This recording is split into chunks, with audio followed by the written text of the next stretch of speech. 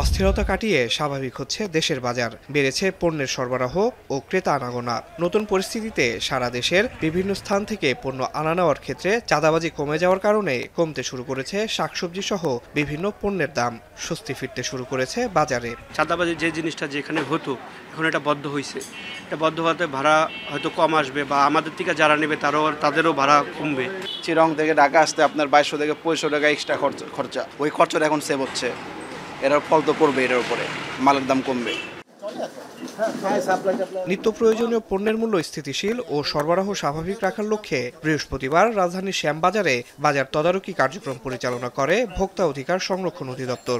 সংস্থার মহাপরিচালক বলেন, নিয়ন্ত্রণে এসেছে দীর্ঘদিনের সিন্ডিকেট ও মধ্যস্বত্বভোগীদের দৌরাত্ম্য। আমাদের প্রচুর হিডেন কস্ট আছে।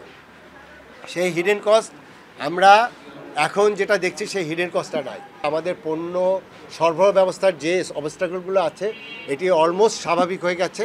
আরও আমি আশা করছি যে আইনশৃঙ্খলা বাহিনীর উন্নতি যখন হবে তখন এটি একদম স্মুথ হয়ে যাবে। তাহলে আমি যেটা বিশ্বাস করি, এই জায়গাগুলোতে যদি আমরা সত্যিকার অর্থে যে মনিটরিং করতে পারি তাহলে নিঃসন্দেহে আমাদের দ্রব্যমূল্য সেটি হলো যৌক্তিক পর্যায়ে স্টেবল করা সম্ভব হবে।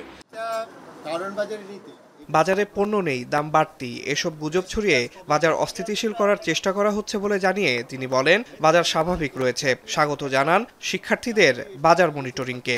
এবং আমরা চাই যে আমরা যখন এই বাজার মনিটরিং করতাম এর আগের সময়, তখন কিন্তু ক্যাব থাকতো, আপনারা সাংবাদিক ভাইরা থাকতেন, আমাদের যে সিভিল সোসাইটির বিশেষ করে বাজার কমিটির লোকজন থাকতেন। এখন আমাদের আরেকটা শক্তি যোগ হয়েছে, আমাদের ছাত্রদের শক্তি, এবং আমরা সম্মিলিত শক্তি নিয়ে আমার মনে হয় যে এই বাজার নিয়ে এত কথা হয়েছে গত 3-4 বছর, সিন্ডিকেট, আমার মনে হয় যে এই সিন্ডিকেটটা ভেঙে দেওয়ার কিন্তু এখন সময় আসছে। নিত্যপণ্যের বাজার স্বাভাবিক রাখতে নিয়মিত তদারকি চলবে ভোক্তা অধিকারের। আসিফ ইকবাল, এখন, ঢাকা।